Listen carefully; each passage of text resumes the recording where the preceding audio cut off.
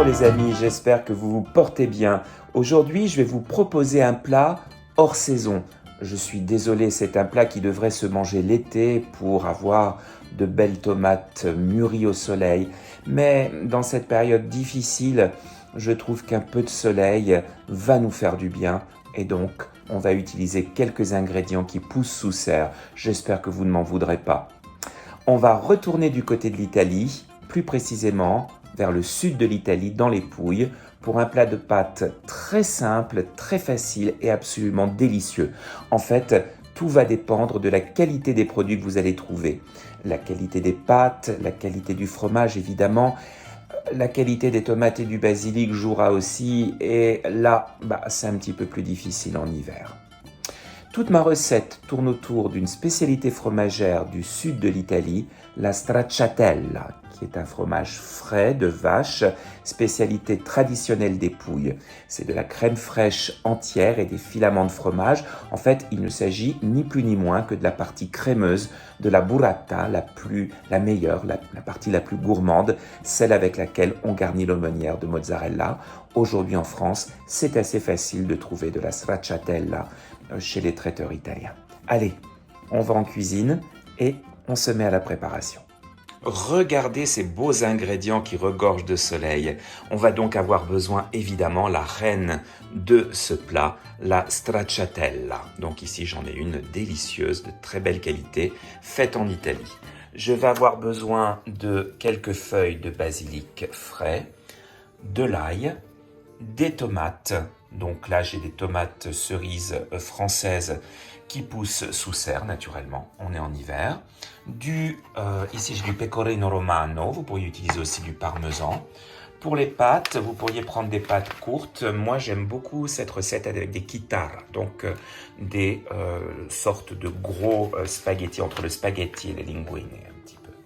Il nous faudra du poivre du moulin, du sel, et évidemment une bonne huile d'olive extra vierge.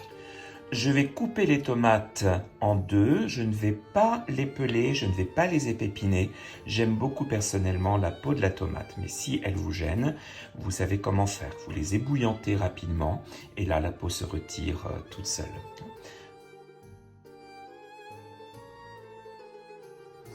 Finalement, je me ravise, mes tomates sont un petit peu trop grosses, je vais les recouper en deux. Donc en fait, 4 parts par tomate. Voilà, comme ça, c'est bien mieux. De la tête d'ail, je prélève simplement une gousse que je laisse entière. Je vais retirer les feuilles de basilic et garder les tiges.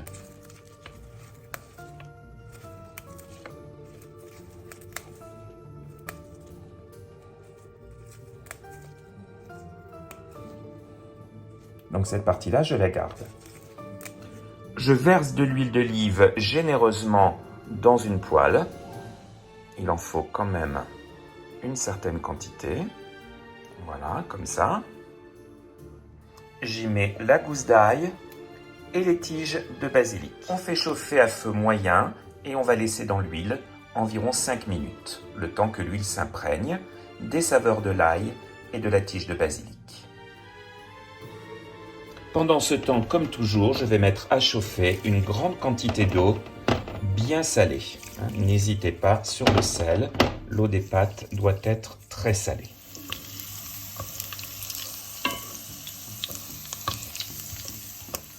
Je retire les tiges de basilic, sinon ça risquerait de devenir trop amer. Et maintenant, j'ajoute mes tomates dans l'huile.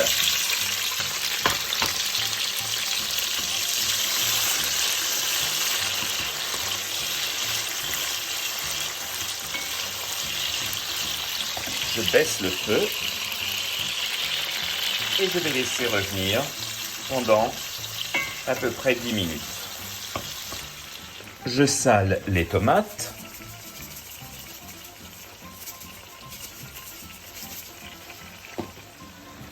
Au bout de 10 minutes, je retire l'ail.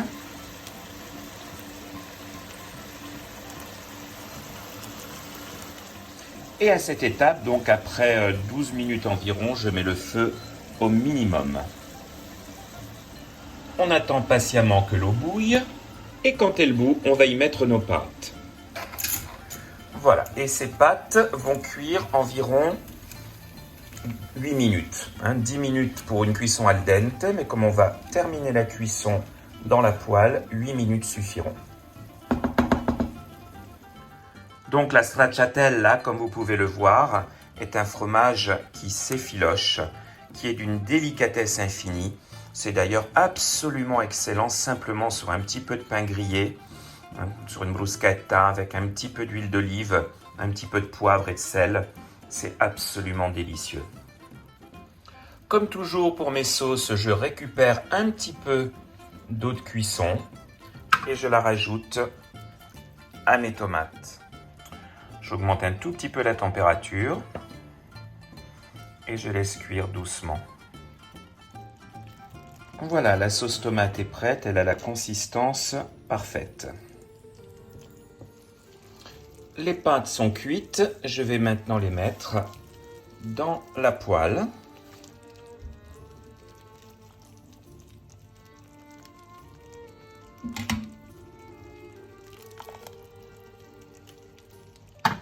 Et je mélange.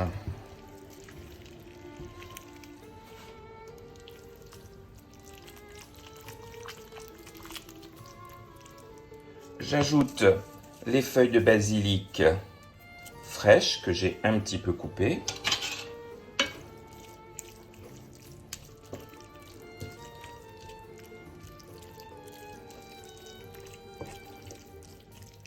Je termine 1 minute la cuisson des pâtes. Et maintenant, je vais servir.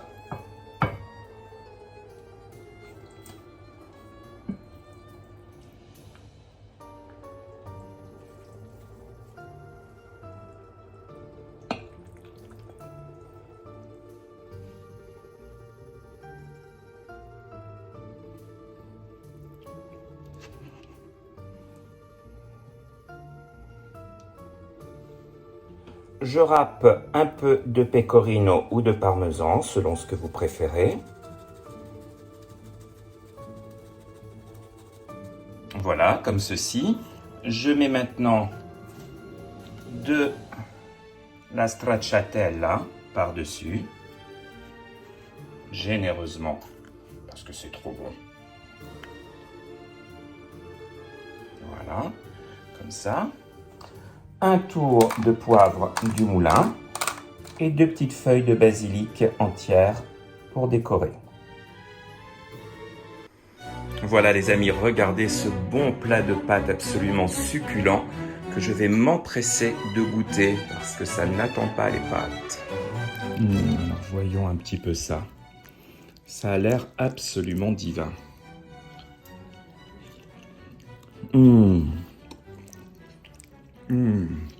Mamma mia, ma che buono! C'est absolument délicieux, je vous assure, c'est incroyable, hein. C'est tout simple à faire. Comment quelque chose d'aussi simple peut produire quelque chose d'aussi bon?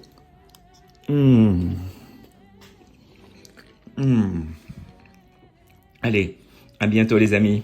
Ciao!